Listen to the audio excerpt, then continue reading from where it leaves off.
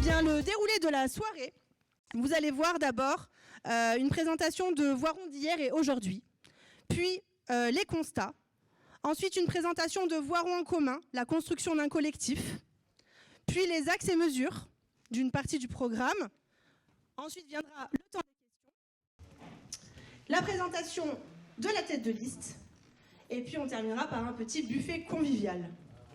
Ah, j'ai entendu. Eh oui, il y en a qui sont là pour ça. Eh bien, on va commencer tout de suite avec la première partie, Voiron d'hier et d'aujourd'hui. Et donc, j'appelle tout de suite Marion Guibaudot et j'excuse Éric Dedonder qui n'a pas pu être parmi nous ce soir. Donc, Marion, elle est pleine d'idées et dans l'action pour une ville plus juste et plus égalitaire.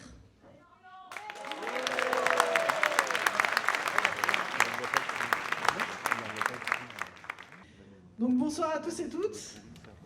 Donc j'ai l'immense honneur et aussi la difficulté d'ouvrir par la prise de parole. Donc vous avez compris qu'on devait être deux ce soir à parler pour ce moment-là, mais c'est pas grave, je vais le faire toute seule. Donc j'ai mes notes.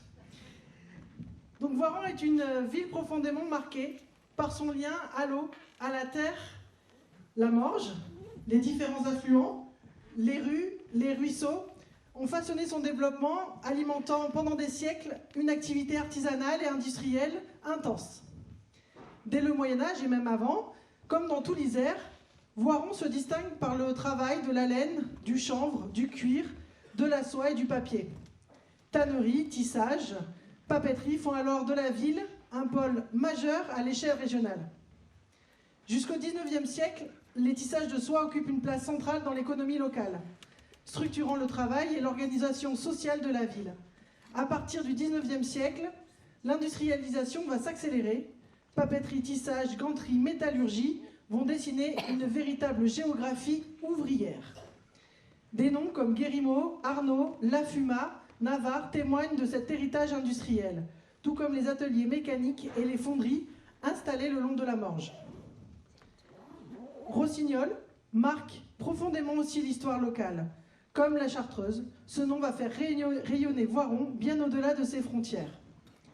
Puis, la mondialisation, les mutations technologiques, les délocalisations, va nous laisser une ville un peu orpheline de son passé industriel, mais riche d'une mémoire ouvrière et populaire. Au début du XXe siècle, Voiron compte donc des milliers d'ouvriers et d'ouvrières, souvent issus des hameaux, environnants ou logés dans des internats comme celui de Pavio, parfois même directement à l'usine. Des conditions de travail difficiles qui vont favoriser l'émergence de syndicats, de solidarité et de lutte sociale. Les grèves de 1904 et 1906 marquent profondément la ville. Elles sont aussi portées par des grandes femmes, des grandes figures féminines, comme Lucie Beau et Cécile Poncet.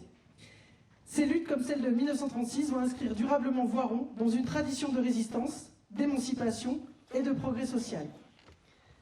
Cette histoire s'accompagne aussi d'une migration, de migration ouvrière, notamment italienne, dès le début du XXe siècle, puis portugaise, maghrébine, et encore venue d'ailleurs. Ce brassage humain, mêlé au monde rural dauphinois, va forger une identité voironnaise profondément populaire, solidaire et engagée. Voiron est donc aussi indissociable, en plus de ses humains, de son environnement.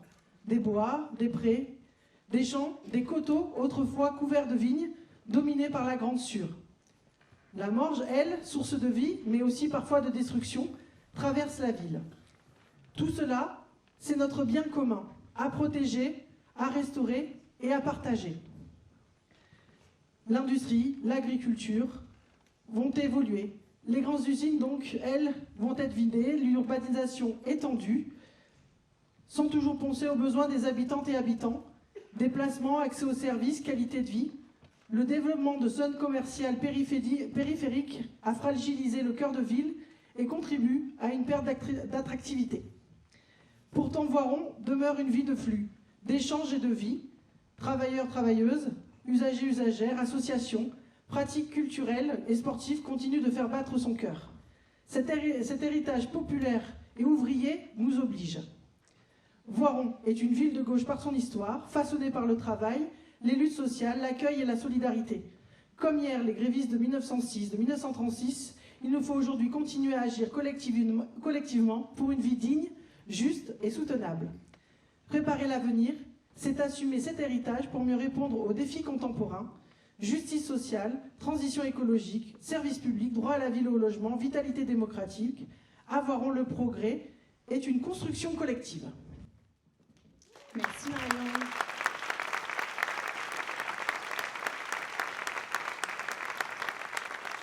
Pour parler des constats, on va accueillir Nathalie Gervasoni, constante et déterminée, à l'écoute des autres, ainsi que Alexis Giraudon, dandy discret, au verbe ciselé et militant.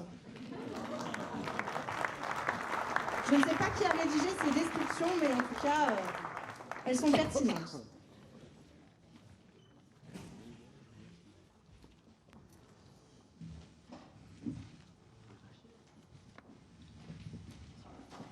Bonsoir à tous, ça permet de faire un petit test. Donc après cette historique de Voiron, nous allons nous intéresser aux 12 dernières années plus particulièrement. Donc pendant ces 12 ans, déjà 12 ans de mandat de l'équipe municipale sortante, Voiron a été transformé, pas toujours pour le mieux. L'objectif affiché du maire était de limiter l'étalement urbain et de végétaliser la ville. Il aura plutôt fait tourner la bétonnière à fond. Les constructions d'immeubles s'enchaînent, vous l'avez vu. À la place des demeures anciennes et des petits jardins que l'on aimait regarder, on a des blocs de béton qui occupent le moindre espace disponible. Et la municipalité sortante n'a pas cherché du tout à intégrer ces nouvelles constructions dans la ville existante. Les nouveaux immeubles sont souvent construits à la place d'arbres anciens qui ne seront pas remplacés par le plan Millard de Ribaud. Voiron a perdu de son caractère et de son ambiance de ville à la campagne. En 12 ans, les déplacements à Voiron, que ce soit à pied, en voiture ou à vélo, se sont fortement dégradés. Les bouchons sont de plus en plus nombreux, tout le monde le constate. Et ils sont souvent aggravés en plus par les travaux permanents. Des pistes cyclables ont été construites, mais la municipalité sortante a convoqué les associations d'usagers, mais n'a jamais tenu compte de leurs conseils. Résultat, les aménagements construits sont discontinus et ils sont même dangereux. Les trottoirs, eux, se sont dégradés. Les nouveaux ne sont souvent d'ailleurs pas aux normes pour les personnes à mobilité réduite. À Baltis, une passerelle a été construite pour désenclaver le quartier, mais elle ne répond pas aux attentes expresses d'accessibilité des usagers. Il faut constater que la municipalité n'écoute pas les besoins réels des habitants. En plus de ces difficultés à se déplacer, les Voironnais et les Voironnaises se trouvent privés de certains espaces qu'ils aimaient bien fréquenter. Vous vous êtes certainement tous et toutes rendus compte que le domaine sportif de la Brunerie a été privatisé. Le parking Tardy, près de la gare, idéalement placé dans le centre historique, a été vendu à un homme d'affaires pour y construire des immeubles de bureaux. Le square Brameret a été clôturé et fermé le soir. Petit à petit, nous avons été chassés de nos espaces publics. Et l'équipe sortante, elle aime les grands projets clinquants, à défaut de faire des projets utiles. Le bassin extérieur de la piscine a été rempli de gravier, sous prétexte qu'on ne pouvait pas se permettre de dépenser 1 million pour le rénover, alors même que le fait de le remplir, ce bassin de gravier, a coûté 600 000 euros. Et le Mail, lui, a eu le droit à un lifting de 7 millions d'euros, en abattant quelques arbres au passage. À la place d'un parking en goudron, on a une dalle en béton vide. Un nouveau parking silo a été construit pour 6 millions d'euros, et 2 autres sont prévus en centre-ville. On ne voit pas ça ni à Lyon, ni à Grenoble. Mais savez-vous que celui de la gare, le parking des Tisserands, est toujours déficitaire ? L'équipe sortante sont plus intéressées par des opérations de communication que par des réalisations qui améliorent réellement la vie des habitants et des habitantes. Tous ces projets sont décidés dans le secret du cabinet du maire. Pas de concertation, peu d'informations. Il y a un peu plus d'1 an, on a été informés que les bâtiments de l'ancien hôpital feraient l'objet d'appartements grand standing. Vous l'aviez peut-être oublié, parce qu'en 1 an, on n'a eu aucune information sur l'avancée des travaux. On vient d'avoir dans le dernier Avoiron un entrefilet qui nous apprend qu'ils vont commencer. Est-ce que vous savez ce qui va se passer sur le reste du site de l'ancien hôpital? Non. Nous non plus, personne ne sait. La conception de la démocratie pour la municipalité actuelle se résume à « dormez braves gens ». On s'occupe de tout. Mais nous n'avons pas sommeil, nous. Non, non, non. Nous ne voulons pas être tenus à l'écart des décisions importantes pour notre ville. Non, nous non, ne voulons non. pas être mis devant le fait accompli. Non, non, non, non plus. Merci Nathalie, merci Alexis. Je crois qu'on peut retenir non, non, non. Et maintenant qu'on connaît un peu mieux Voiron et qu'on a fait le constat de ces dernières années, ça serait bien de savoir pourquoi vous êtes là. Alors à l'applaudimètre, est-ce que vous pouvez me dire si vous êtes là pour découvrir les actions de Voiron en commun?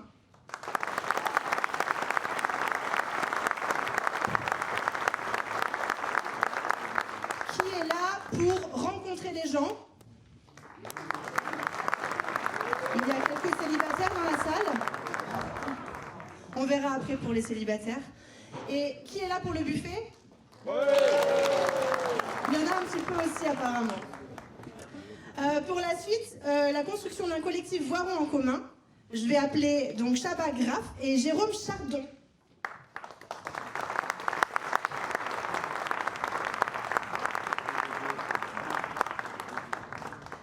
Chaba est une femme expérimentée en politique, 3 mandats à son actif.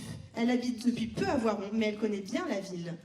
Quant à Jérôme Chardon, son consensus et pragmatisme sont teintés d'humour. Apparemment, mais c'est vous qui allez pouvoir en décider.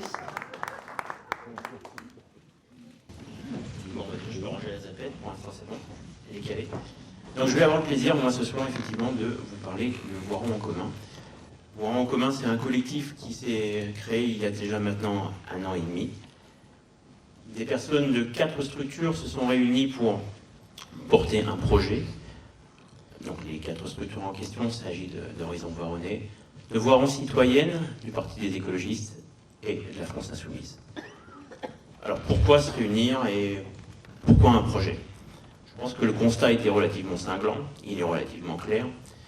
Et c'est la raison pour laquelle, effectivement, ce collectif qui s'est donc créé à ce moment-là, Voiron en commun, souhaite porter un projet fort qui soit écologiste, solidaire, citoyen, pour porter une véritable alternance à gauche dans cette ville qui en a bien besoin. Je pense que les défis sont à peu près clairs pour tout le monde, qu'ils soient environnementaux, qu'ils soient sociaux, qu'ils soient économiques, et évidemment on pourra parler de démocratie locale. On voit aussi ce qui se passe à l'échelle internationale sur le sujet. Notre collectif est né pour porter ce projet-là, mais on a souhaité surtout agréger des forces. Et c'est la raison pour laquelle aujourd'hui, on a commencé effectivement à 4 structures, mais on a agrégé tout un ensemble de citoyens et citoyennes qui sont venus vraiment renforcer ce collectif.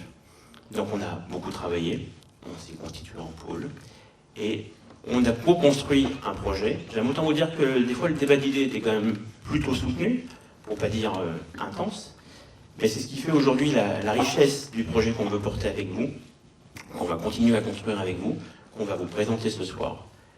Très clairement aujourd'hui, on a toujours effectivement dans la structure Voiron Citoyenne, Horizon Voironnais, on a quelques membres parmi nous, les écologistes, la France Insoumise, des membres du Parti Socialiste, on est soutenu par Debout et par le PCF, et nous avons également des membres de Génération S.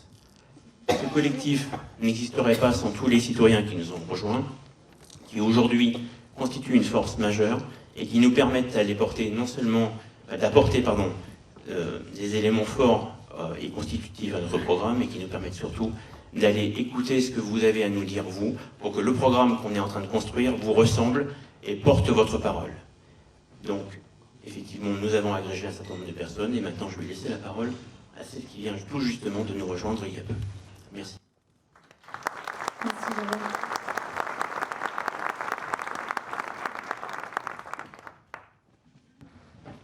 Bonsoir à toutes, à tous.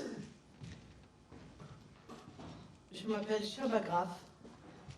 J'habite à Voiron depuis peu, mais je connaissais déjà la ville bien avant. Investi dans la vie locale et municipale de ma vie précédente, pendant 3 mandats depuis 2008 en tant qu'adjointe. Je ne vais pas parler beaucoup de moi, je vous dirai pourquoi je suis là. Aujourd'hui, je souhaite continuer mon investissement et mon engagement auprès de cette belle équipe que je viens d'intégrer au service des Voironnais et des Voironnaises. J'ai rencontré l'équipe de Voiron en commun et j'ai été séduite par leur authenticité, leur programme cohérent et riche d'intérêt pour les habitants voironnais. J'ai décidé de reprendre le flambeau et participer à cette belle aventure pour partager mon expérience politique et municipale et mettre mon énergie au service des Voironnais et Voironnaises. Je rejoins cette belle équipe qui m'a accueilli et qui porte les mêmes valeurs que je défends. Une équipe motivée, déterminée, qui veut apporter du changement à Voiron. Avec Voiron en commun, nous souhaitons une ville pour bien grandir, bien vieillir, une ville vivante, accueillante, accessible, attractive et durable. Vive Voiron en commun. Merci. Merci beaucoup.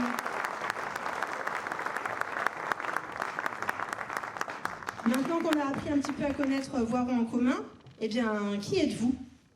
Est-ce qu'on peut faire à l'applaudimètre les personnes qui ont moins de 20 ans? Ok, 0. Moins de 30 ans? Entre 30 et 40? 40, 50? 50, 60? 60, 70? Oui, carrément ça, une fois. 70, 80? 80, 90? Plus de 90? Ah si? Pour de vrai? Non, c'était une blague. Ok. Merci, du coup, on apprend un petit peu mieux à vous connaître aussi. Pour la suite du menu, nous allons voir la façon de gouverner de Voiron en commun, avec une première partie sur faire vivre la démocratie participative et gouverner autrement. Et pour ça, j'appelle Teresa Cal Linares. Elle est issue du monde associatif, elle est engagée au service d'un projet collectif pour contribuer à un changement de cap à Voiron. Bonsoir à toutes et à tous. Moi, je vais faire une petite introduction du programme et de ce qui viendra après. Un préambule pour vous expliquer un peu la philosophie et les fils conducteurs qui va traverser toutes les mesures que mes colistiers vont vous présenter tout à l'heure. Moi, je vais vous expliquer notre méthode et pourquoi on va gérer la ville autrement. On part d'un constat et c'est les désengagements des gens en politique. Les gens ne votent plus ou très peu, ils ne s'intéressent pas à la politique. Et nous, on veut changer ça. On trouve que ce n'est pas possible. On veut que les gens redeviennent acteurs et actrices de leur politique, les artisans de leur propre ville. La conséquence de cette volonté, c'est dire tout de suite un changement de ton. Un changement de ton radical par rapport à la municipalité sortante.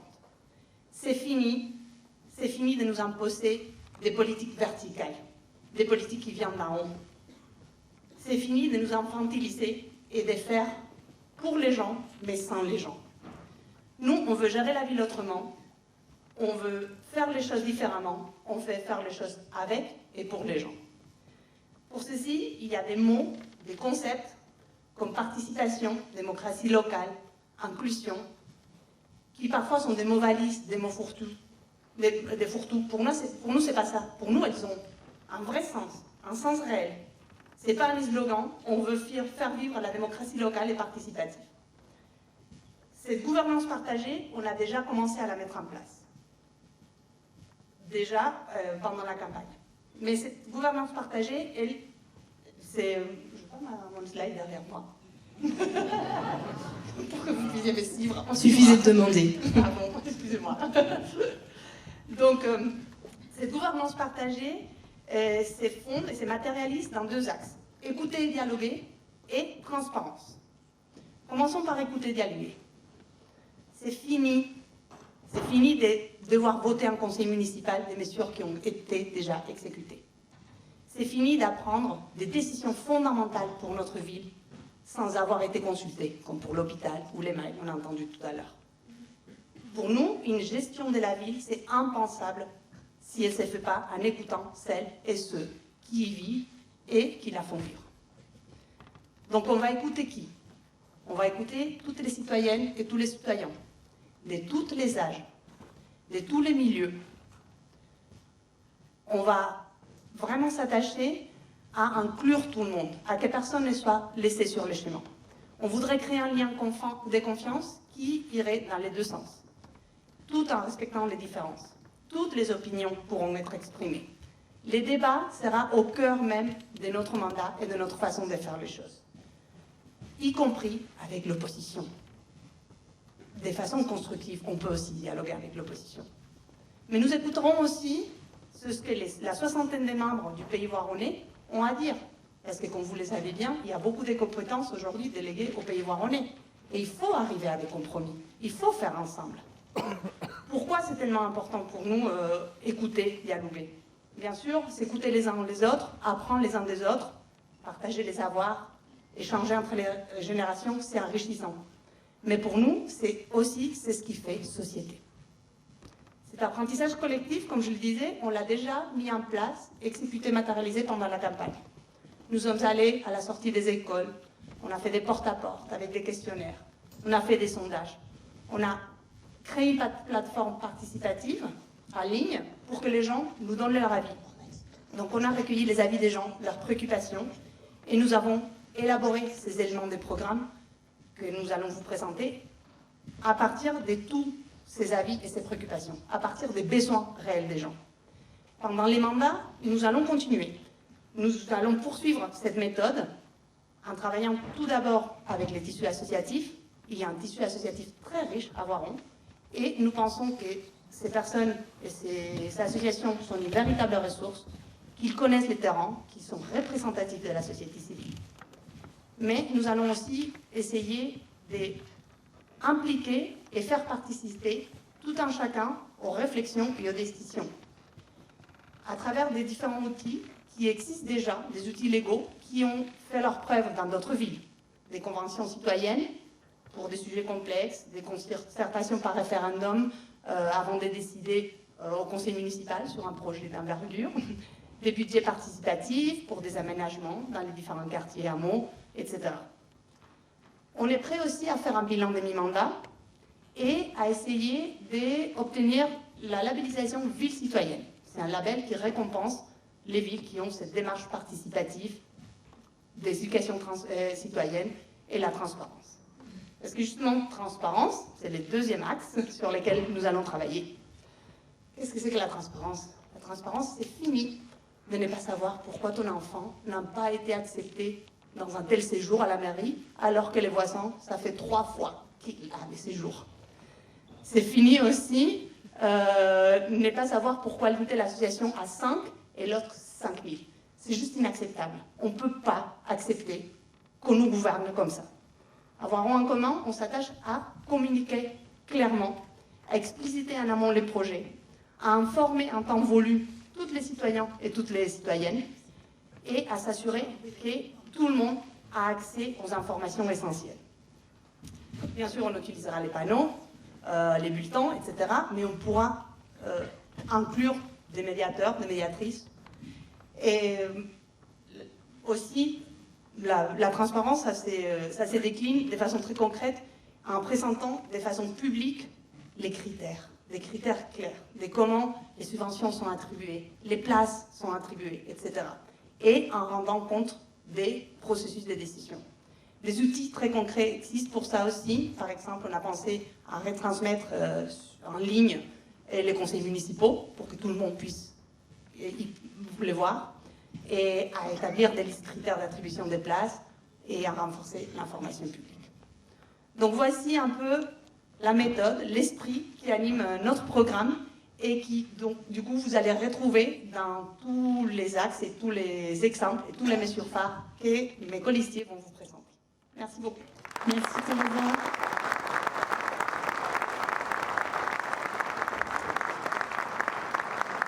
Pour parler d'une ville qui protège, je vais appeler Françoise Dembélé, qu'on peut applaudir bien fort évidemment.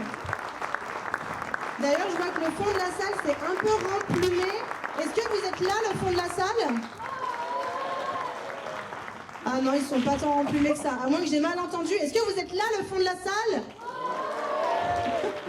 J'entends que celui qui a moins de 20 ans, c'est celui qui fait le plus de bruit, on dirait. Bonjour à tous. Voilà, je vais vous parler de questions dont le maire parle sans arrêt, c'est-à-dire la sécurité et la sécurité. Mais il y a d'autres manières de faire. On a tous besoin d'être sécurisés. Mais nous, quand on parle de sécurité, c'est de l'accès aux soins. C'est effectivement la protection personnelle et la protection des biens. Mais c'est aussi se déplacer de manière sécurisée. C'est aussi pouvoir manger correctement. C'est toutes ces questions-là. Et donc nous, là, aujourd'hui, on va vous présenter que 2 volets, mais il y en a d'autres qui nous semblent essentiels. C'est la question de la santé et la question de la tranquillité publique. Voilà. Donc sur la question de la santé, je n'ai pas besoin de vous faire de longs discours. Il y a un problème, hein. Et on manque de professionnels de santé, c'est clair, et voilà. Alors, en plus, sur Voiron, c'est un peu tendu. Combien de Voironnais n'ont pas aujourd'hui de médecin traitant? Combien doivent retarder des soins parce qu'il faut des mois pour avoir des rendez-vous? Combien doivent faire des kilomètres pour trouver des spécialistes? Donc moi, personnellement, mais je suis comme beaucoup d'autres, hein, j'ai un dentiste à Mélan, mon dermatologue à Lyon, j'ai ma gynécologue, elle part à la retraite, pas de chance, et mon médecin généraliste qui a 66 ans et qui vient de faire une attaque, donc qui ne peut plus faire. Donc je suis bien barrée, hein. Mais je ne suis pas la seule, hein, je pense. Et puis il y a aussi ce qui se traduit par manque de médecins de ville. Et ben, il y a beaucoup de Voironnais qui vont à l'hôpital. Et puis là aussi, on n'a pas de chance, on a un hôpital flambant neuf. Mais bon, il est fermé à partir de 18h la plupart du temps. Donc c'est vraiment pas de peau, hein. On est vraiment mal barré, hein. Alors cette situation, on peut en rire, mais elle crée de fortes inégalités au niveau de l'accès aux soins. Et surtout, il y a plein de gens qui se retrouvent sans accompagnement professionnel. Donc ça, c'est pas acceptable. Donc c'est sûr qu'on peut pas tout faire, parce qu'une municipalité, elle va pas former des professionnels de santé. Elle peut pas non plus gérer, elle gère pas l'hôpital. Mais quand même, elle peut faire. Donc aujourd'hui, la municipalité, ce qu'on constate, hein, c'est qu'on peut pas dire qu'elle ne fait rien, mais on va dire qu'elle fait peu, et depuis peu de temps. Donc c'est dommage, hein. En 12 ans, ça fait quand même très peu de temps. Donc c'est vrai qu'il y a la maison de santé qui est sortie de terre. C'est surtout avec l'investissement des professionnels de santé. Et c'est vrai que la mairie, elle a financé la rénovation de locaux. Mais on va dire en 12 ans, c'est un peu maigre. Voilà. Donc nous, ce qu'on propose quand même comme mesure phare, c'est la création d'un centre de santé public, voilà, et qui serait vraiment avec des professionnels de santé qui seraient salariés. Ça répond en plus à une partie de demandes de certains médecins professionnels de santé qui aujourd'hui veulent travailler différemment, veulent travailler plus collectivement, donc c'est aussi un besoin qu'ils ont. Et surtout, ça serait une offre complémentaire de ce qui existe aujourd'hui, et avec des bases très claires, c'est-à-dire la règle du tiers payant obligatoire, c'est-à-dire pas de dépassement d'honoraires. L'autre règle fondamentale, effectivement pas de dépassement d'honoraires. Et la troisième règle importante, c'est des créneaux hebdomadaires qui seraient ouverts sans prise de rendez-vous pour les urgences et tout ça. Donc voilà ce qu'on propose et tout ça. Ça va bien au-delà, hein. Aussi, il faut essayer d'attirer des professionnels. On sait que c'est pas simple, hein. Toutes les communes en cherchent, hein. Donc il faut jouer sur les atouts de la ville. C'est un peu une ville à la campagne. Il faut trouver les moyens de les accueillir correctement, d'accueillir leurs familles. Voilà, c'est tout un travail à faire. Et puis on n'oublie pas l'hôpital, c'est un combat important. C'est-à-dire qu'aujourd'hui, il faut absolument se mobiliser, et la municipalité peut le faire, elle n'est pas la seule, mais elle doit absolument se mobiliser pour effectivement faire qu'on rouvre les urgences en permanence. C'est inacceptable de ne pas avoir d'urgence ouverte au niveau de la ville de Voiron. Et surtout de faire que les promesses qui sont dites soient tenues, tant auprès de l'Agence régionale de santé qu'auprès du ministère. Je sais, il n'y a pas longtemps, il y a un ministre qui est venu, hein, il a dit un certain nombre de choses et c'est encore pas la réalité. Alors, sur la question de la tranquillité publique, là, c'est un vaste domaine. Aujourd'hui, qu'est-ce que c'est la tranquillité publique sur Voiron? C'est essentiellement des caméras. Je peux vous dire 120, hein, parce que dans la lettre qu'il a fait à tous les Voironnais hier, il a donné le chiffre fièrement. Hein. Il y a quelques réponses les réponses qui sont données sont identiques, quel que soit le hameau où on habite, le quartier où on habite, c'est des réponses uniformes. Et on sait qu'aujourd'hui, ce n'est pas forcément la bonne solution. Quelques actions de prévention bien insuffisantes, et puis surtout, une absence de dialogue avec les habitants. Voilà. Donc, elle n'est pas efficiente en plus, cette politique. Aujourd'hui, il y a des chiffres, je ne sais plus. Ils sont derrière, donc ça m'évite de les dire, parce que c'est plus long. Hein.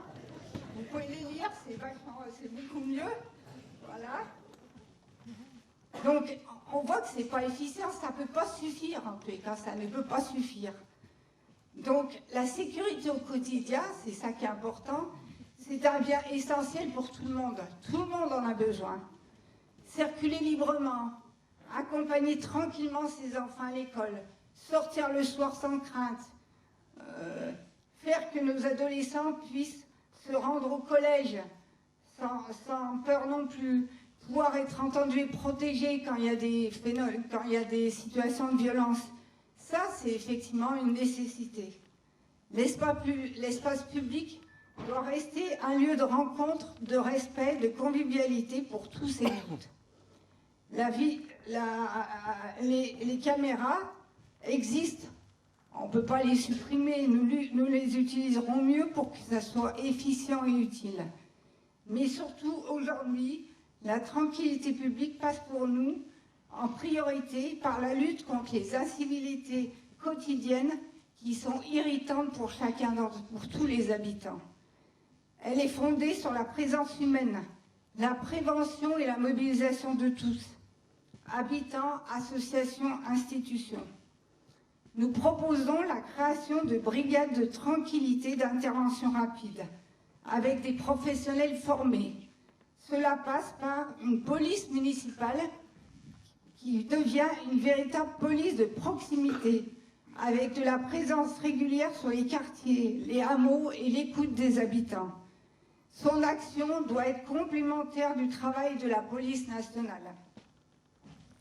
Aussi, une action de médiation sur toutes les incivilités dans des délais rapides, sous des formes diversifiées. Il permettra notamment de répondre à la problématique des violences. Ces brigades sont un volet du schéma de tranquillité publique que nous développerons tout au long du mandat. Merci Françoise.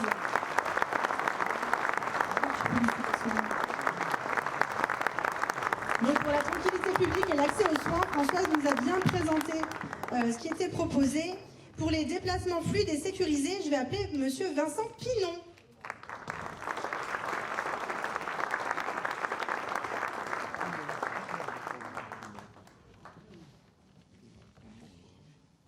J'ai pas fait ta description, excuse-moi. Servir les collectifs avec une approche à la fois rigoureuse et sensible à l'écoute des faits et des gens. Ça mérite quand même d'être dit, il me semble.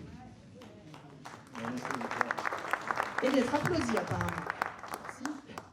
Alors, je vais vous parler des déplacements dans Voiron, qui sont un sujet qui revient beaucoup quand on va à la rencontre des habitantes et des habitants, en porte-à-porte, sur les marchés, etc. Et on a construit nos propositions, pas uniquement de notre expérience du collectif, mais vraiment en écoutant tout le monde.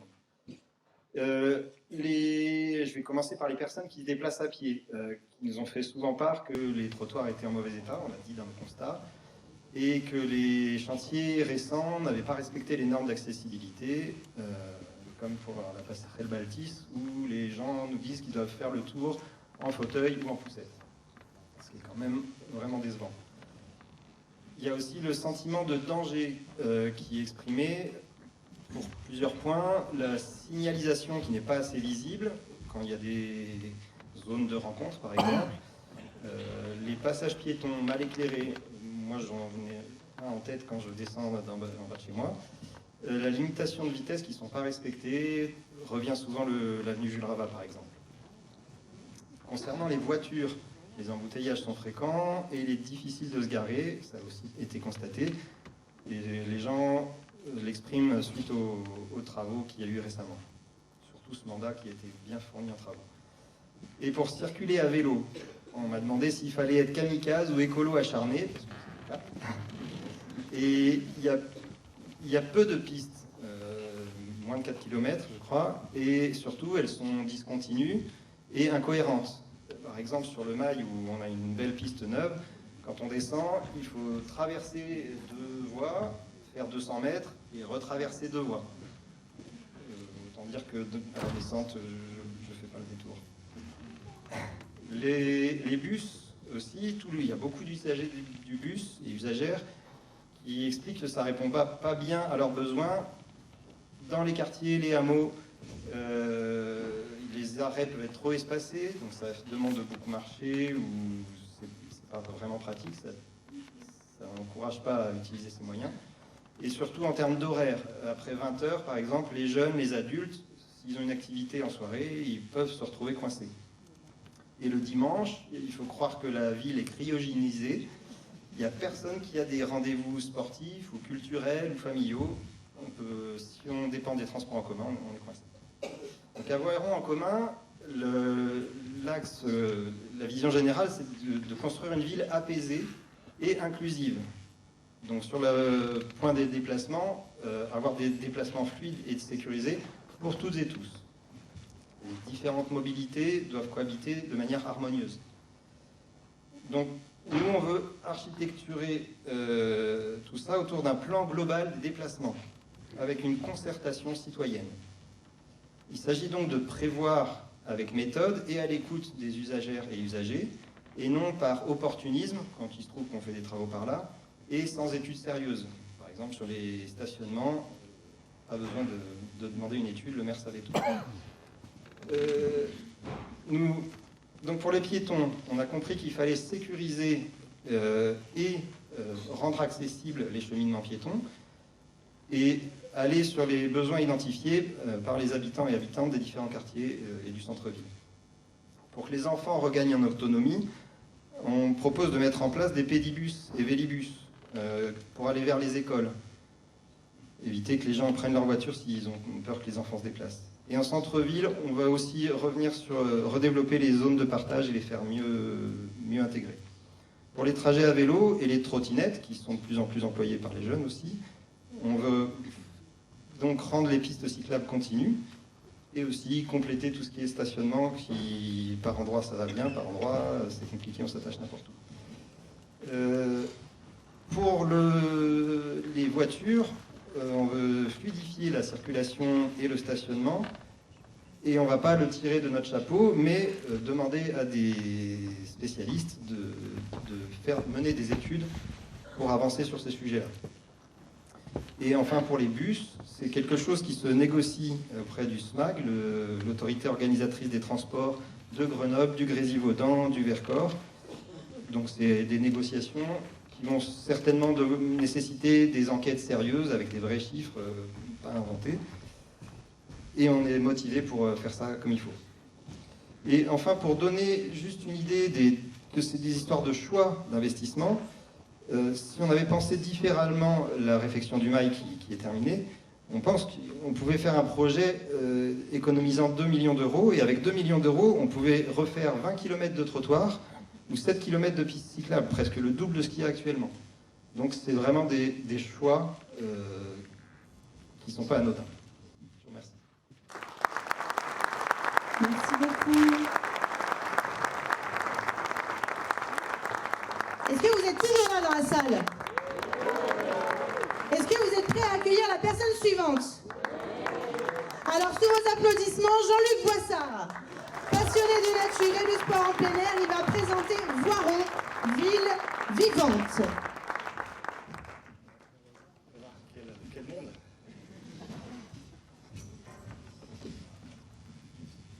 Merci. Bonsoir à toutes et tous. Effectivement, donc Voiron, une ville vivante tout au long de l'année. Ce que nous constatons, c'est que Voiron est aujourd'hui une ville repliée sur son centre. On a un centre-ville qui reste très peu animé. Et malgré l'embauche d'un manager de centre-ville par la municipalité, le commerce souffre, avec la disparition progressive de petits commerces comme ceux de taille moyenne. Citons par exemple la Halle Fermière qui nous a quittés pour monter aux blanchisseries et plus récemment Gamme Vert qui a aussi quitté le centre-ville pour rejoindre la zone des blanchisseries. Nous pouvons aussi tous constater que beaucoup de logements sont vacants. Les chiffres sont édifiants. 1000 logements vacants en 2011 et plus de 1300 en 2022. Manque d'animation, disparition des commerces de proximité, logements vacants, donc tout cela impacte l'attractivité de notre centre-ville. Et ce ne sont pas les derniers investissements qui vont résoudre ces problèmes. Plus de 5 millions d'euros d'investissement pour le parking en silo du Grand Angle. On en a parlé à plusieurs reprises. 7 millions d'euros d'investissement public pour le Mail. Et tout ça pourquoi? Une piste d'atterrissage vide et glaciale l'hiver et qui sera en été un îlot de chaleur avec sa dalle en béton chauffante. Mais à côté de ces investissements pharaoniques, les quartiers et les hameaux restent oubliés. Manque d'espaces de rencontre, de lieux à la fois agréables, modernes et ombragés, répartis sur toute la ville. Des jeux d'enfants vieillissants, sans ombre, sans banc ou mobilier pour se poser ou se relaxer. Peu d'équipements pour les adolescentes et les adolescents. Et comme pour le centre-ville, un manque de simple animation. Le cœur de ville doit battre fort, mais c'est toute la ville qui doit vivre. Avec un centre-ville qui redevienne attractif et des quartiers et hameaux animés. L'un va avec l'autre pour nous. Donc nous proposons de redynamiser le centre-ville autour d'un projet cœur de ville qui passe par, d'une part, un centre-ville accessible à toutes et à tous, animé grâce à des activités proposées tout au long de l'année, des lieux de rencontre pour déambuler, se poser, discuter autour par exemple du jardin de ville, de cafés, restaurants, terrasses, un accès au logement facilité pour les plus jeunes et les familles, et un centre-ville qui redevient attirant et accueillant, ce qui aura un effet bien sûr positif sur l'activité et la pérennité des commerces. Donc pour cela, quelques exemples de nos propositions. Donc nous proposons par exemple de dynamiser et d'occuper le Mail et ses abords avec des aménagements transitoires qu'il est possible de déplacer. Par exemple un kiosque tenu par des associations à tour de rôle ou des aménagements mobiles, mobilier urbain, jeux qu'on peut, comme je vous dis, déplacer pour occuper ce Mail qui est décidément très vide. Une ouverture par exemple aussi du jardin de ville pendant les périodes de canicule pour que tout le monde puisse venir et en profiter, des jeux pour les petits, des terrains pour les adolescents, tables de pique-nique pour les familles, promenades sans dénivelé pour les personnes à mobilité réduite. Et pour des quartiers et des hameaux vivants où l'on peut se rencontrer, faire des choses ensemble, passer des bons moments, nous proposons des aménagements pour se retrouver en dehors du centre-ville, pensés avec les habitantes et les habitants et pour tous les âges. Pour cela, nous renforçons les liens avec le conseil de quartier qui permettront de définir avec eux le programme de ces aménagements et avec les habitants, bien sûr, et des activités culturelles, sportives, des animations dans chaque quartier et hameau. Alors, sans évidemment recréer un jardin de ville dans chaque quartier, nous pouvons aménager des lieux de vie en utilisant et en améliorant les espaces existants délaissés, et sans forcément un budget important. Par exemple, le parc du Colombier qui peut être réaménagé à moindre frais, en offrant plus de verdure, des jeux modernes et inclusifs, des espaces pour s'installer, discuter, observer, des bancs, des tables, une zone de repos, des activités et animations. Nous travaillerons avec le tissu associatif voironnais pour organiser des manifestations culturelles, sportives, artistiques hors les murs. Donc notre politique redynamisera le centre-ville, mais n'oubliera pas le cadre de vie des quartiers et des hameaux. Merci. Merci Jean-Luc. Voiron, ville vivante et habitants vivants comme on peut le voir ce soir. Pour le prochain axe, les âges de la famille, jeunes familles et seniors, les âges de la vie, pardon, j'appelle Céline Gapen, engagée dans Voiron en commun en tant qu'écologiste et citoyenne.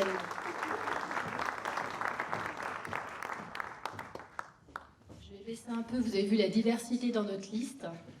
En termes de taille, effectivement, oui. Bonsoir à toutes et à tous.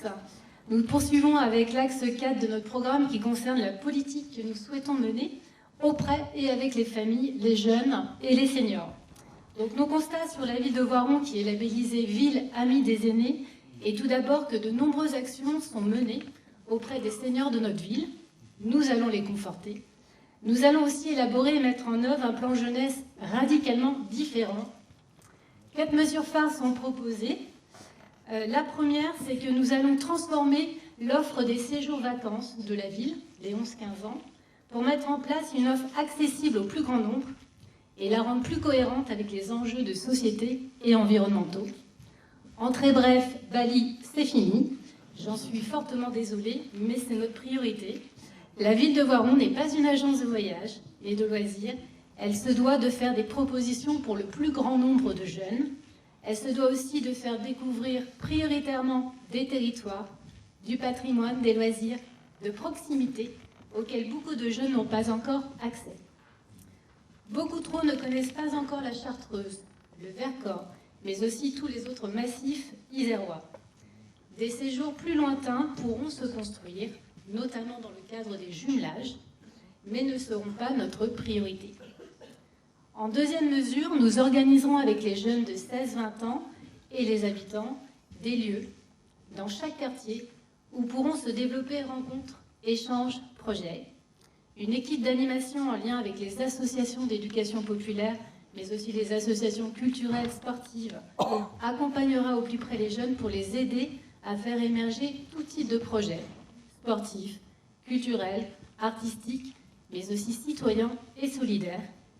Donc ça amène vers notre mesure 3. Dans ce dernier cas, nous allons créer le Pass Jeunes Solidaire pour les 16-20 ans, c'est-à-dire une action solidaire engagée par les jeunes et en retour des entrées, spectacles, cinéma, pour nourrir leur culture personnelle et s'ouvrir au monde. Enfin, dernière mesure, la 4e, nous allons revisiter très certainement les tarifications du périscolaire, donc cantines, garderies, afin de les rendre encore plus justes pour toutes les familles voironnaises. Et nous retravaillerons avec les équipes un projet éducatif fortement porté au niveau politique par la ville, en lien avec les associations locales. Vous l'aurez compris, notre volonté pour la ville de Voiron, c'est de renforcer l'accès au plus grand nombre à des séjours et des projets de qualité et d'apporter un accompagnement de proximité afin de redonner aux jeunes et aux habitants du pouvoir d'agir et de s'engager. C'est de cette manière que nous ferons ville ensemble. Merci. Merci Céline.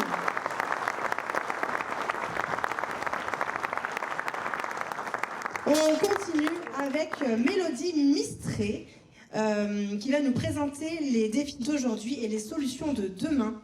Mélodie, elle est à vélo et carriole verte. Elle sillonne la commune au rythme du quotidien et de ses mollets plutôt galbés, je dois dire. Ça, c'est moi qui l'ai rajouté. Merci. Bon, pour ceux qui me connaissent, je triche un peu, j'ai un vélo électrique. Mes 2 enfants dans la carriole, ça fait plus de 60 kilos, donc c'est nécessaire. Alors, je vais vous présenter la 5e thématique, et moi, je vais vous parler de qualité de vie et environnement. Qualité de vie, un bien extrêmement précieux.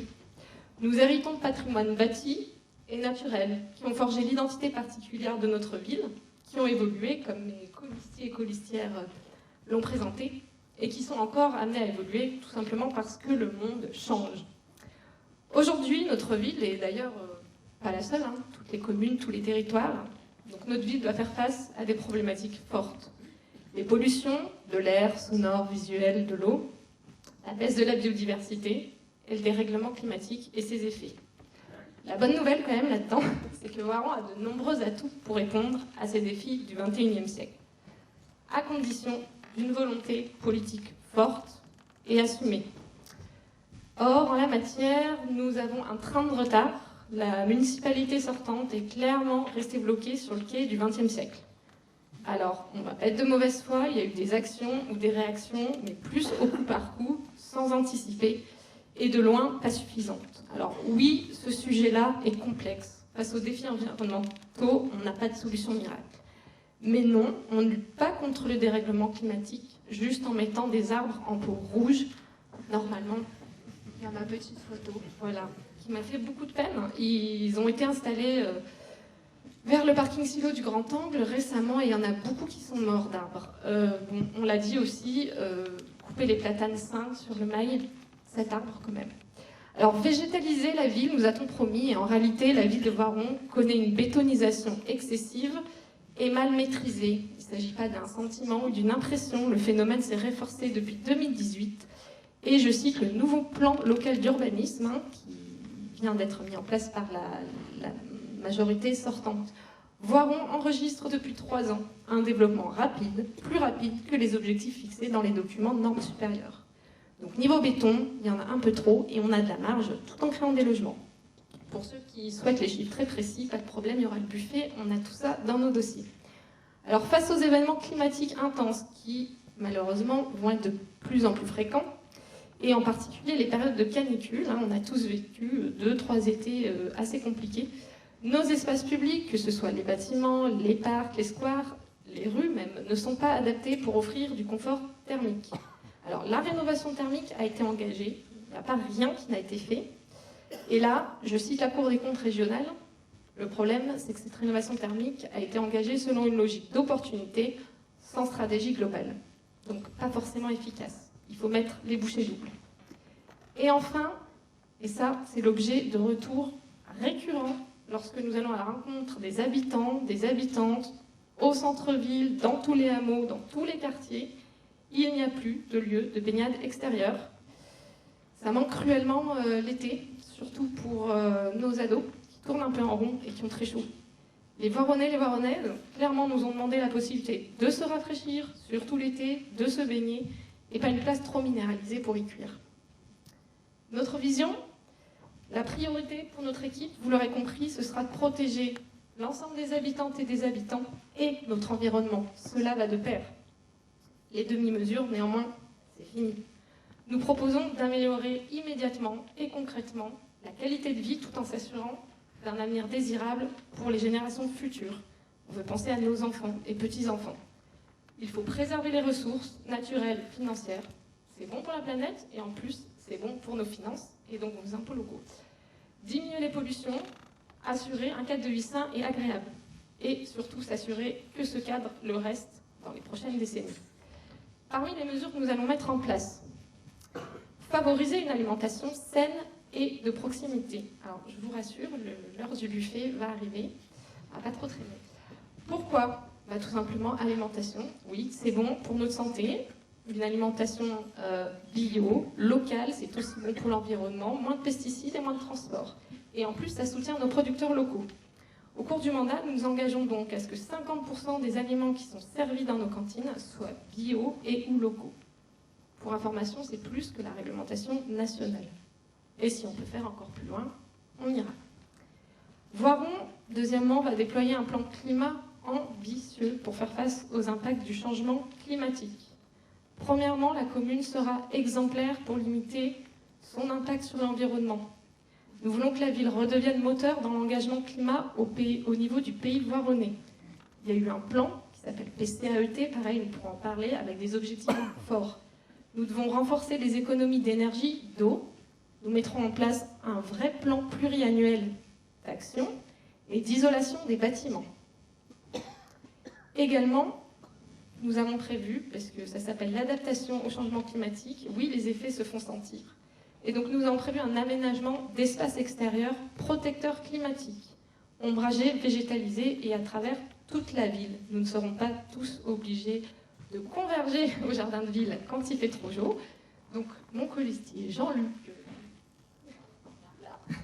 en a parlé tout à l'heure, en tout cas des espaces où on peut trouver un peu de réconfort en termes de température.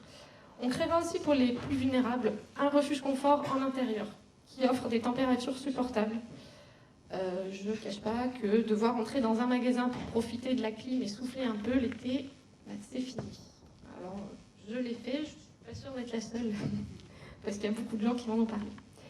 Et enfin, nous proposerons aux Voironnais et aux Voironnaises un espace de baignade extérieur, avec des zones ombragées, et qui soit accueillant pour toutes et tous, pour toutes les générations. Nous nous engageons, dès le début de mandat, à lancer une étude, afin de concevoir et définir cet espace. Pour l'apprentissage de la nage, malheureusement on parle encore trop du phénomène de noyade. Alors les enfants en natation, mais c'est pareil, c'est compliqué pour les scolaires par rapport à l'existence sur le pays voironnais. Offrir une zone de détente et de fraîcheur pour toutes et tous. Puis bien sûr un espace de nage, soit pour le plaisir ou pour les clubs et les associations. Alors les enjeux d'un tel projet sont importants, on l'a expliqué, et on ne va pas se mentir, les coûts aussi. Raison pour laquelle vous aurez votre mot à dire. Nous lancerons une consultation des Voironnais et des Voironnaises. Pour rappel, il y a eu une image qui est forte, le rebouchage de la piscine a été voté en conseil municipal, je fais partie des élus de Voiron Citoyenne, et ça a été présenté en conseil et délibéré en conseil alors que la piscine était déjà rebouchée. Est-ce que c'est acceptable? Non. Est-ce qu'on a demandé l'avis aux habitantes et aux habitants? Non. Toutes les options seront étudiées, on n'a pas de préjugés, en dialogue avec l'ensemble des acteurs du territoire, dont le pays voironnais. Donc j'ai plus qu'à dire à vos maillots. Merci. Merci Mélodie. Elle a des mollets en béton et une frange qui résiste au casque de vélo, quand même, il faut le dire. Ça va être le moment des questions. Est-ce que du coup, les gens dans le public sont chauds pour poser des questions? Non, c'est mort. On va vous chauffer un petit peu quand même. Je vais vous dire question et vous allez répondre question, tout simplement. En fait, ça va faire question, question. Ça va? Question? Ok. Question? Ok. Il y a Barbara qui va se promener également dans la salle avec un micro. Et moi, sur la première partie, pour répondre à ces questions, il y a des colistiers bonus qui vont pouvoir se joindre à nous. Stéphane Ré, Michel Trévison, José Mastro di Casa et Julien Delas. Pardon si je le prononce mal, c'est comme ça. Merci beaucoup. Vous allez pouvoir poser vos questions, ce temps sert à ça. Vous pouvez lever la main et on viendra vers vous avec Barbara pour vous donner la parole. Barbara, tu as enclenché ton micro. Le micro de Barbara ne marche pas. Réessaye, Barbara. Ça a l'air de bon. Ça marche. Bonsoir.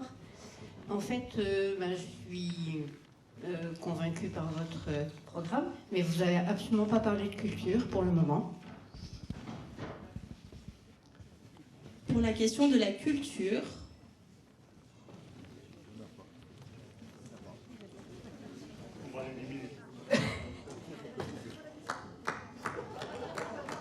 La question, c'est que vous n'avez pas parlé de la culture. Il y a plusieurs choses dont on n'a pas parlé. On n'a pas parlé de petite enfance non plus. On n'a pas parlé... on avait récapitulé qu'il y avait encore au moins 5 sujets qu'on ne pouvait pas aborder dans tout notre enchaînement. Et... Qu'est-ce que je voulais dire on parlait des... Oui, pour la culture. On parlait de culture, on parlait aussi d'éducation populaire. C'est qu'on voulait axer notre action culturelle sur une continuité à travers tous les âges. En lien, avec un lien fort avec les associations, qui sont déjà des associations d'éducation populaire, MJC et autres, plus petites structures. Après, avec les organisations de spectacles, il y a aussi le Pays Voironnais qui intervient là-dedans, par exemple pour le Grand Angle. Je vais peut-être dire des bêtises, je ne suis pas un spécialiste, mais si d'autres veulent compléter. Bonsoir.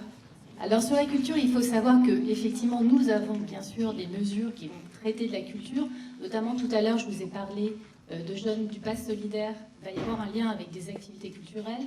Les projets des jeunes qui vont émerger, clairement, il y aura des projets culturels. Donc tout ça, ce sera soutenu.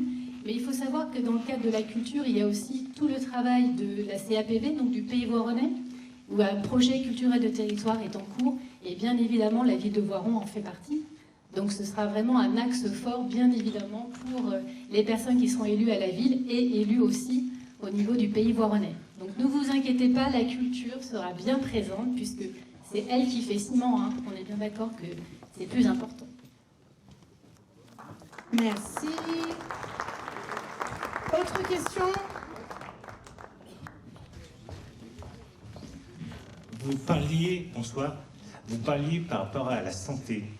En fait, normalement, le maire d'une ville est le président du conseil d'administration d'établissements de santé. À Voiron, c'est plus le cas. Donc, je me demande comment vous allez pouvoir intervenir maintenant que c'est plus le cas, parce que vu qu'on est rattaché à Grenoble. Voilà.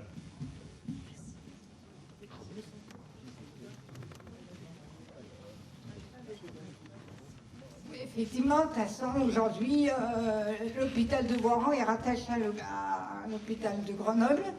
Donc, ce qu'on dit, effectivement, on ne va pas gérer l'hôpital. Ça, c'est très clair, on n'est pas gestionnaire. La seule chose qu'on dit, c'est qu'aujourd'hui, on va mettre toutes nos forces pour mobiliser l'Agence régionale de santé, le ministère et tout, parce que c'est fait faiblement. Donc, nous, ce qu'on dit, c'est que le pouvoir qu'on a, ça va être de mobiliser avec le personnel de l'hôpital, les habitants, de se mobiliser davantage pour faire réouvrir les urgences et tout ça. Parce qu'aujourd'hui, on sait que là où les urgences arrivent à être ouvertes, c'est parce qu'il y a une forte action publique, tant des municipalités que des habitants, que du personnel. Donc on dit, voilà, c'est ça qu'on va pouvoir faire. Mais on peut pas, effectivement, on n'est pas au conseil d'administration de l'hôpital, on n'est pas là-dedans. Donc c'est ça qui nous paraît fondamental. Il y a on complète la question. Simplement par un vécu. J'ai une voisine dont le mari a été envoyé à une personne âgée. Il n'y avait plus de place au CHU de Grenoble. Les urgences de Voiron ont fermé, CHU, les pompiers ont commencé à aller à Grenoble, on leur a dit non, c'est un lieu. Et finalement, on les appelait, on leur a dit c'est la Tour du Pin. Donc on est face à quelque chose qui me déroute complètement. Franchement, c'est pour ça que c'est vraiment sincère quand je me dis, mais comment la mairie va pouvoir s'en sortir, la nouvelle mairie va sortir de ce pépin-là, quoi. Il nous a mis dans une difficulté réelle, les Voironnais.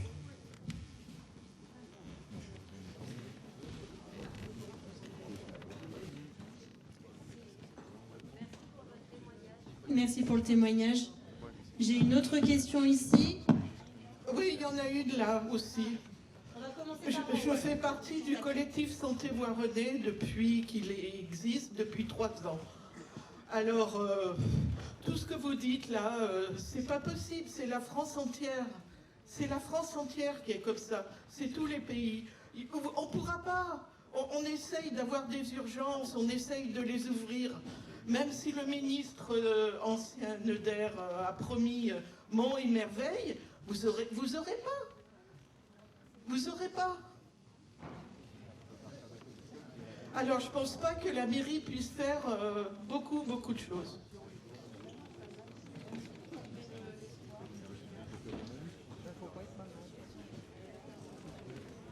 Mélodie va apporter une petite réponse. Je partage votre désarroi, mais on ne peut pas se contenter de se résigner. Oui, la marge de manœuvre par rapport à l'hôpital va être faible, très clairement.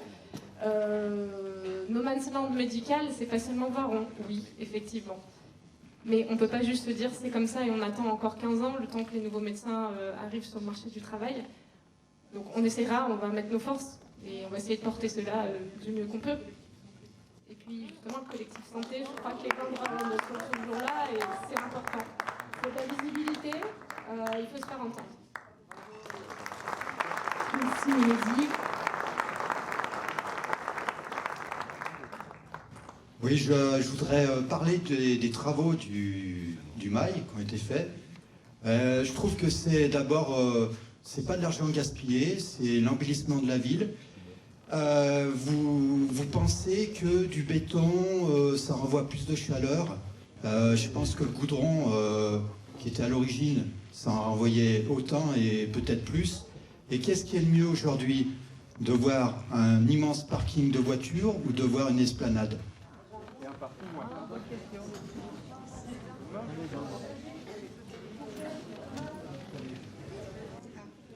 Il y a quand même eu 25% de sols perméables qui ont été rajoutés. Alors,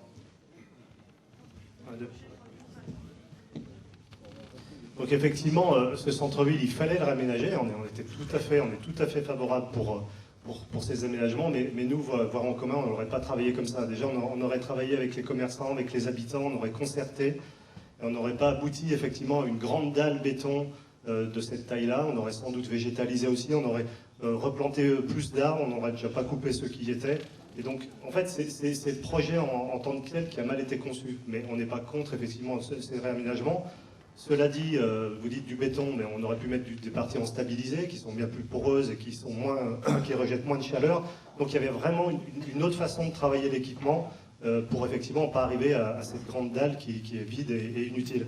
Et effectivement, maintenant elle est là, de toute façon, le but, on ne va pas la démolir, évidemment, 8 millions d'euros qui vont être payés sur peut-être 30 ans. Comment on fait, comment on l'aménage, comment en fait on l'occupe, et c'est un petit peu sur ces sujets-là qu'on va travailler, qu'on va faire des propositions. Merci. Une question en haut.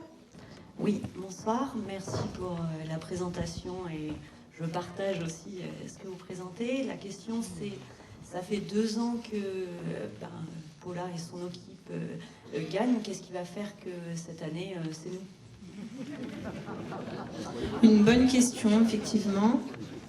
Vous allez voter? Alors, on est très très mobilisés. On a fait, Barbara, combien de porte-à-porte, combien d'habitants et d'habitantes on a rencontrés? En fait, on a des porte-à-porte depuis 6 mois, je crois, Stéphane. Depuis octobre, depuis le mois d'octobre, on a fait tous les quartiers quasiment. On va y retourner. Donc, on sait que ça, c'est quelque chose qui porte. En plus, c'est très agréable de rencontrer les gens. Et ça se termine souvent, on est sur les paliers, on est tous ensemble avec les habitants, les habitantes. On a bientôt un porte-à-porte géant et festif qui est proposé, où on va venir rencontrer les habitants de Baltis. Donc en fait, on va vraiment à la rencontre des gens et je pense que c'est notre force, parce qu'on les connaît, on les écoute. Et ça, Monsieur Paula, il ne sait pas faire, ni son équipe. Je pense que c'est vraiment notre plus. Merci. Il y a d'autres questions, oui.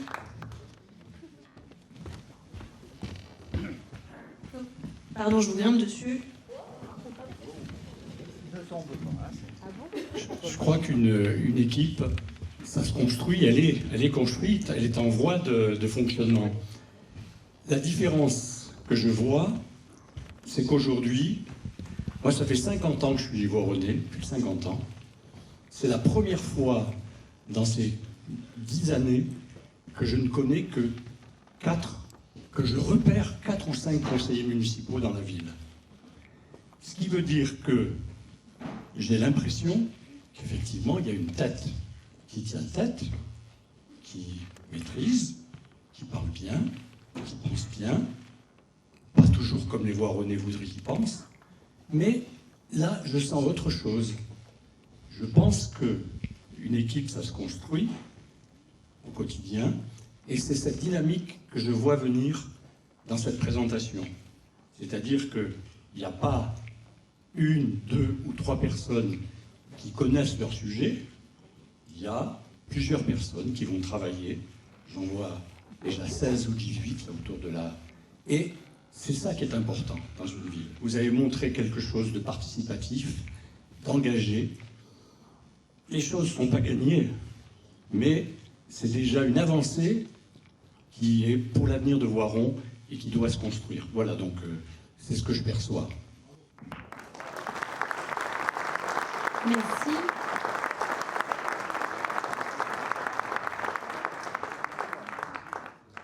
Il y avait une main levée de ce côté-là, il me semble. Non, plus? Oui, toujours. Oui, poursuis dans le même ordre d'idée.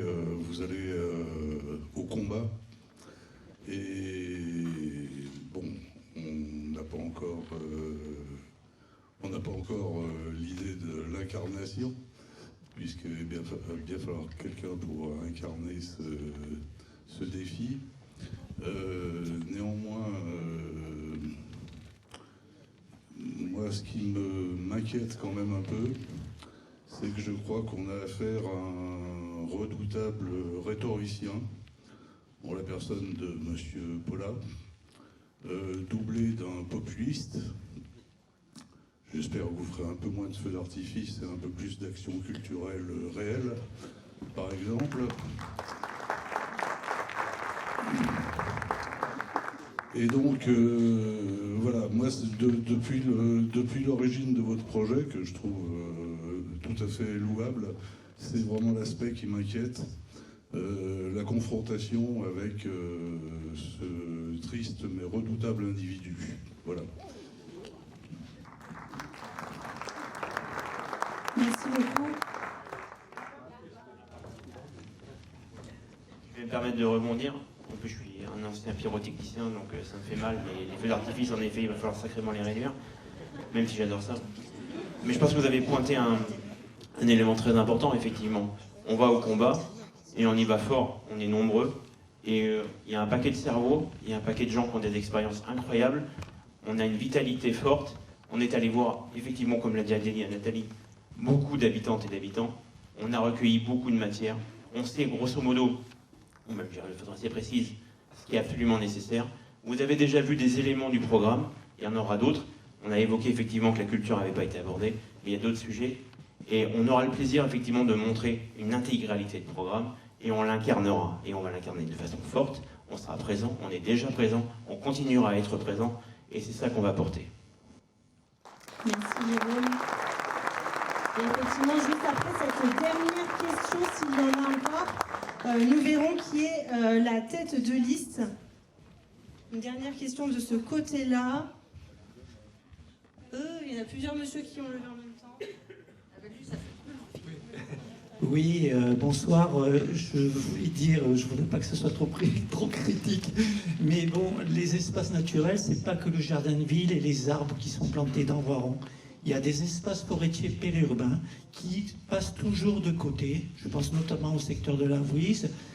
Il y a 30% du pays voironnais qui est en forêt. Ça serait bien, peut-être qu'un jour, on se préoccupe de ces espaces forestiers. C'est vrai qu'ils sont privés en grande totalité, mais il y a peut-être aussi des projets, des actions à mener. Voilà, je vous remercie. Merci. Je voulais juste répondre là-dessus que notre spécialiste des forêts et des espaces naturels n'a pas pu venir ce soir, Eric, le binôme de Marion, et il aurait adoré répondre à cette question. Bien sûr, s'il y a d'autres questions, elles pourront être posées au moment du buffet. Mais là, il faut que l'on avance et surtout que l'on vous présente qui, du coup, est à la tête de cette liste. Je pense que vous l'attendez depuis tout à l'heure. Mais je vais avoir besoin de vous pour l'accueillir comme il se doit sur scène. Est-ce que vous pouvez applaudir dans la salle pour voir ce que ça donne ? C'est tout. C'est tout ce que peut donner Voiron.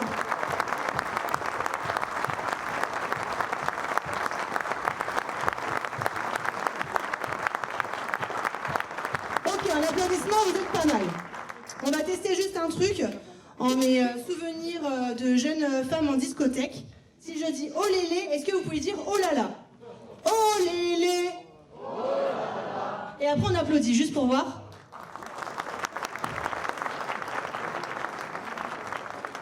Ok, bon, on va l'appeler tous ensemble. Est-ce que vous doutez de qui ça peut être? Mais alors, qui ça peut être? Une femme? Et quelle femme? Est-ce qu'on a un nom? Anne?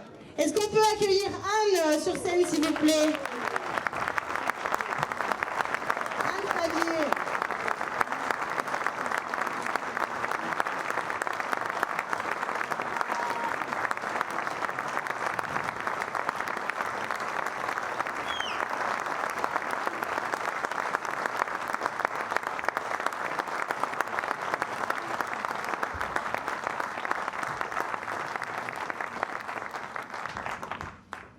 bien voilà, c'est mon tour.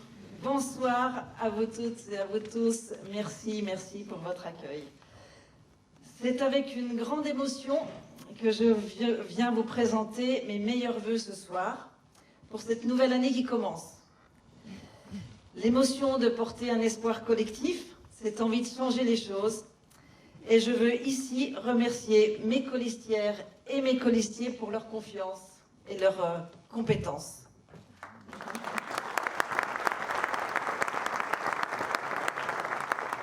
Alors cette année 2026, je vous souhaite et je nous souhaite qu'elle soit une promesse de changement, d'avancée écologique, de justice sociale et de solidarité.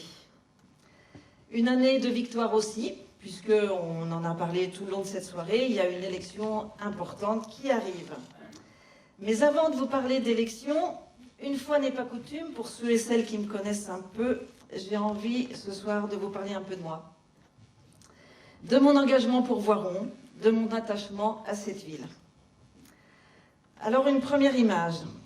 C'est au volant d'une Renault 12 blanche, R12 pour les connaisseurs, et en haut du col de Verdun que j'ai eu ma première émotion pour Voiron.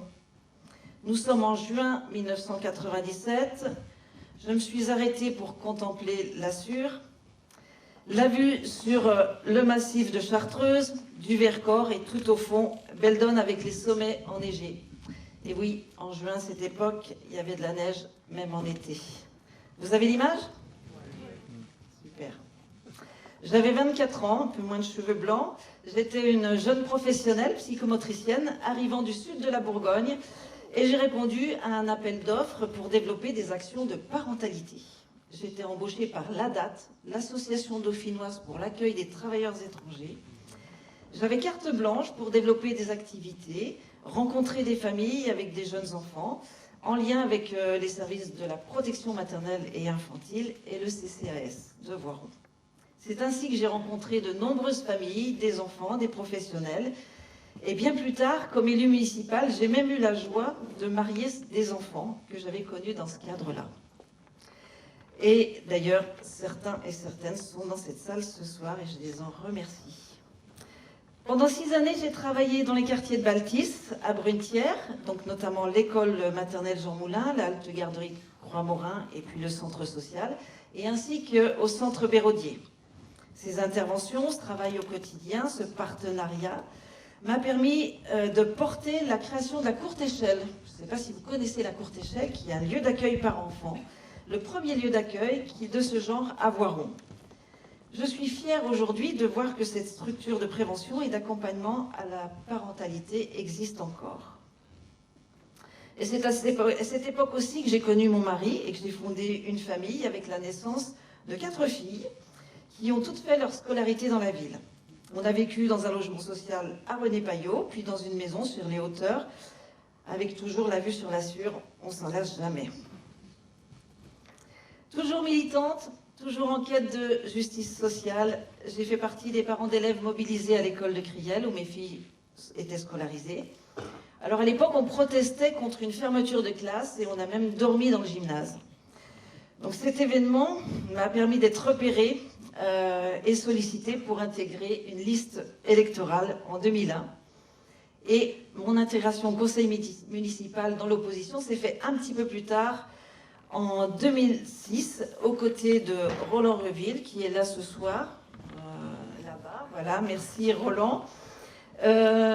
Roland qui est désormais maire honoraire de Voiron et qui a accepté de mener la liste de soutien. Donc si vous voulez nous soutenir, allez voir Roland, il va vous faire remplir des papiers. Merci à toi Roland. Et en 2008, donc la liste qui s'appelait Mieux vivre Voiron, écologique et solidaire, menée par Roland, a gagné les élections. C'est là que je suis devenue adjointe à l'enfance et à l'éducation, deuxième adjointe de la liste. J'ai adoré agir en faveur des enfants et des adolescents, de leurs familles, pour construire des projets durables avec eux et pour eux. J'ai toujours été fière de ce que nous avons réalisé à l'époque. Le premier projet éducatif local, qui existe encore, mais qui a été fortement revu à la baisse. des ateliers de préscolarisation pour aider les enfants et les familles à mieux intégrer l'école maternelle, un conseil municipal d'enfants, et je rencontre parfois maintenant des jeunes au bureau de vote qui me disent leur fierté d'avoir connu cette instance démocratique. Des commissions d'attribution de places en crèche et de conseils de parents, avec toujours un souci de transparence et de construction collective. C'est aujourd'hui encore mon ADN, notre ADN à Voiron en commun. En parallèle, donc, j'étais aussi élue à la communauté d'agglomération du pays voironnais, vice-présidente à la politique de la ville et à la jeunesse. Et c'est Jean-Paul Bray qui présidait cette instance, Jean-Paul avec qui j'ai encore des contacts et qui s'est excusé ce soir de ne pas être présent. Et puis ensuite, il y a eu 2014 avec la mauvaise surprise de notre défaite. Je suis restée élue, mais dans l'opposition. Ces 2 mandats, sous le maire actuel, ont été éprouvants à cause de la difficulté à avoir des informations, du non-respect du maire vis-à-vis des élus d'opposition, et aussi parce que c'est difficile et douloureux de voir notre ville devenir moins attractive pour les jeunes et pour les familles. Depuis 12 ans, Voiron est une ville qui vieillit, qui attire surtout des personnes âgées, des gens aisés, un électorat de droite. C'est l'INSEE qui le dit. Notre ville n'accueille plus de jeunes, n'accueille plus les enfants et leurs familles. Nous voulons faire l'inverse. Nous voulons accueillir les enfants, les jeunes et les familles, car c'est cela l'avenir de Voiron. Nous voulons une ville populaire, agréable, solidaire et vivante. Ce 2e mandat d'opposition s'achève et j'ai une confidence à vous faire. Ce fut difficile, mais cette période m'a donné encore plus envie de m'engager pour cette ville. J'ai vu ce qu'il ne faut pas faire et j'ai mieux compris comment on devrait gérer une ville pour et avec les citoyens et les citoyennes. Ce qui m'a fait tenir durant toutes ces années, c'est la conviction qu'on peut changer les choses. Et je suis prête, nous sommes prêts. Et pour cela, je suis entourée, vous l'avez vu, d'une équipe formidable. Il y a dans l'équipe des fidèles qui étaient là avant et pendant le mandat de Voiron citoyenne. Et aujourd'hui, elle est rejointe et renforcée par des hommes et des femmes engagés, enthousiastes, pour aller ensemble vers la victoire.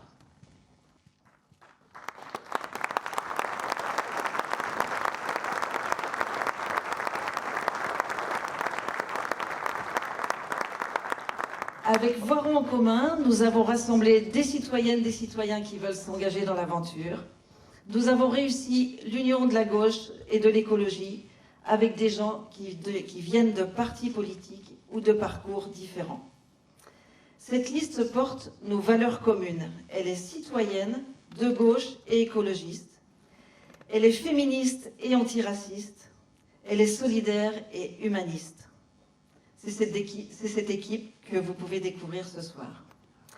Cette équipe qui m'a fait l'honneur et le plaisir de me choisir pour être tête de liste.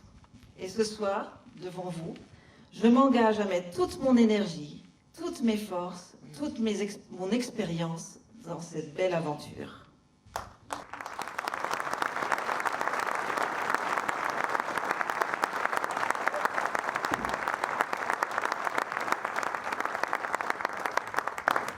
Voilà mon histoire, le parcours qui m'a mené jusqu'ici avec vous ce soir.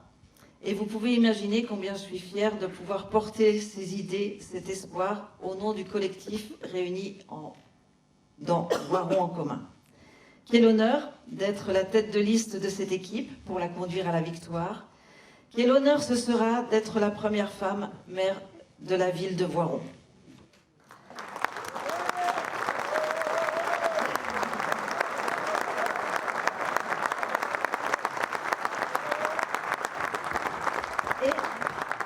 Et je vous le dis, je serai une maire qui changera les choses. Maire de Voiron, je ne disparaîtrai pas dans mon bureau. Je continuerai à aller dans la rue, en vélo, à pied, à la rencontre des gens, à votre rencontre. Maire de Voiron, je ne me prendrai pas pour quelqu'un qui sait tout, qui n'écoute rien. Je serai celle que vous connaissez, disponible, à l'écoute, jouant collectif. Maire de Voiron, je ne dénigrerai pas les agents de la collectivité. Je serai une élue au service du public et aux côtés des agents du service public. Maire de Voiron,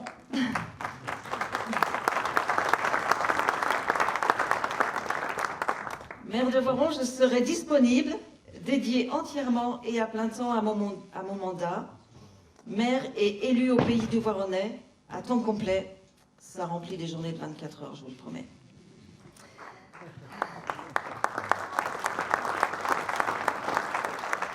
Maire de Voiron, je ne déciderai pas seule, mais avec les élus concernés. Je travaillerai avec les maires du pays voironnais, dont certains et certaines sont ici ce soir, et je leur en remercie. Je serai une élue qui joue collectif, pour la collectivité, pour vous.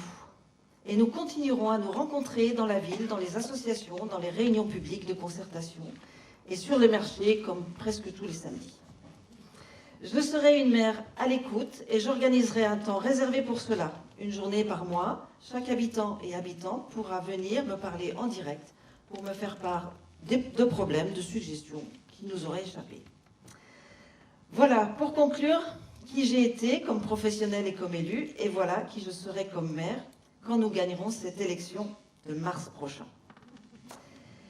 Alors, pour gagner, la question a été posée, je peux apporter quelques éléments de réponse. Il nous faudra faire une campagne active, de terrain, inventive. Il nous faudra être solide, collectif, à l'écoute. En face, c'est l'immobilisme. Soyons le mouvement, la joie, la surprise. Soyons ce que nous sommes le mieux, sincères et proches. Nous sommes l'équipe qui va diriger la ville avec et pour les habitants et les habitantes. Il nous reste 2 mois, il nous reste 9 semaines pour créer la surprise. Et je suis sûre que c'est possible, que nous pouvons le faire. C'est possible, car Voiron, ce n'est pas une ville de droite. C'est possible, car nous avons un maire sortant qui a fait des erreurs. C'est possible, car Voiron a besoin de retrouver un avenir et un espoir. C'est possible, car nous avons élu une députée de gauche il y a 2 ans. Merci Sandrine d'être avec nous.